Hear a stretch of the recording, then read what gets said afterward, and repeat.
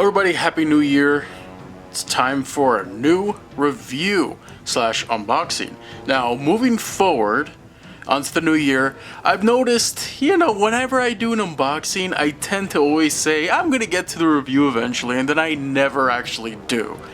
And to prevent that, moving forward, I'm just going to include the review within the unboxing and just call it a review. That's it. Besides, my first impressions, I'll take a look at the figure, play around with it a little bit, and then come to the conclusion as to whether the figure is worth recommending or not. Besides the point that some people just end up thinking the review is the actual unboxing, and vice versa. Anyway, so today we got a review here for the Toho Monster Series Godzilla 1995/1994, same suit, minor alterations. It's a Banpresto figure, and it is kind of chibi in a way, super stylized, really cool looking, really caught my eye. However, there are two versions of it. So let's take, that's the front of the box, it looks nice and everything. You see, there are two versions of this one. There's one where he's not in his burning form, and there's one in his burning form. Now I want you to take a quick look at that burning form, because usually I'd always go with the burning form, right? He looks good, right? But this is the picture they had on Big Bad Toy Store. And no, that doesn't look right.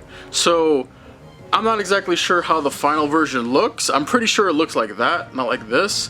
But I didn't want that because of how inaccurate it looks. So I decided to go with the non-burning version. Do I regret my decision? Maybe, but I can always get this. This guy was on Big Bad Toy Store for like $26.99. I'm not affiliated with them. I just choose to use them because they're easy to use and have good customer service. Back of the box looks good. Side of the box looks good. It's a Banpresto figure, distributed by Bandai Spirits and everything. So let's open it up and see what it looks like inside. Now, I got a ton of videos on the backlog. Alright, maybe not a ton, but a few videos that I know a lot of you will be interested in.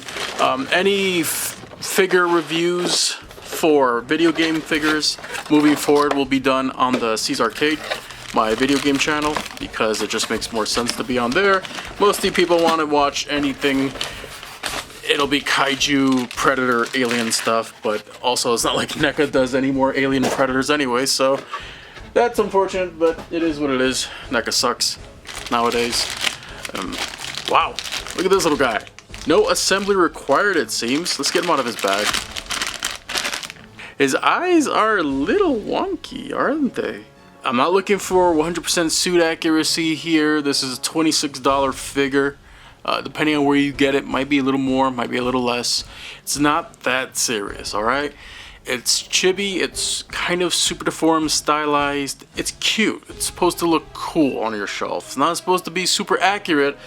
Granted, I do have a few complaints with it, but we're going to get to that. So I want to just take a look and appreciate the sculpt on this guy, because the actual sculpt work is really detailed and really nice. Now, I'm sure you're going to see the complaints that I have about this guy already just by looking at some of the paint applications, but let's get a close-up of that face. Now, in terms of the sculpt, it's superb. Absolutely beautiful. Looks like the Heisei Godzilla from the mid-90s. It looks good. The scales are all here. His body, his muscles, everything that you would expect from a Heisei Godzilla is nicely represented here. And as I said before, he's kind of got that little chibi style to him. So his proportions are going to be a little exaggerated and off. But that's the idea. And yeah, I think the sculpt looks great. He looks menacing, while also kind of looking kind of cute. Kind of like my cat. So, alright. Now, in terms of paint, that's where I run into some issues here. Okay, so I know it's a Banpresto figure though, but let's look at the box and compare some of the promotional shots, which is what we're, going off reference by. So If you look at the back here of the dorsal fins of Godzilla, his spikes or whatever the hell you want to call them, you can see that each one is individually painted, pretty much. While on the actual figure itself, they just kind of sprayed it with that cream color. You get some variety there on the main dorsal fins towards the middle, where it's a little darker. It's got some gray, but it's messy. This is messy. They just kind of phoned it in and that was it. Thankfully, it doesn't reach the top of his head. It should be black like this, but each one of these should be individually painted, not just sprayed like that. It's ridiculous. Also, his flesh between the dorsal fins should also be charcoal gray, or black, as seen in the picture here. And as you can, where it's really jarring is when you get to the tail segment here, and you see the color just kind of tapers off and then comes hard again here, and yeah, it doesn't look quite right. It looks messy.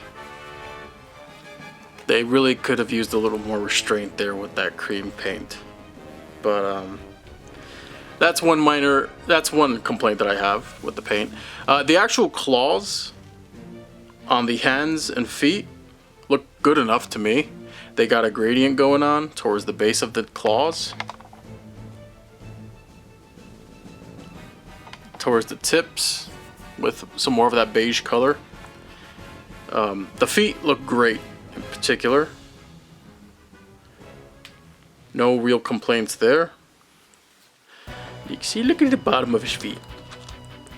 Yeah. Made in Vietnam.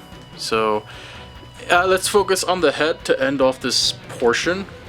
The head looked great. Once again, the details on the sculpt, fantastic. However, if you look at his eyes, you can tell the decals on the eyes, the paint, are a little off compared to the actual box. You see, if this eye was just maybe a little more towards the center, and this one a little more towards the center, would have looked much better. But over here, if you look at him straight on, kind of looks a little derpy. But given that we have Monster Hearts on this channel, it's nothing that we haven't seen before. The teeth and the mouth are painted okay. Like I said, there's not too much detail going on here, but a little sloppy, maybe. Some of that red kind of bleeds off a little bit towards the lips. Granted, it's not too noticeable, but it is there. Kind of looks like he's got a little bit of lipstick going on. But if you don't look at him too closely, you set him down on your shelf, I think he's a pretty cool Godzilla figure to have. A little cute little figurine that you just kind of set there in the background, and he just looks badass while also looking cute. So that's my review on this guy. Is he worth picking up? Me personally, I'm happy with my purchase.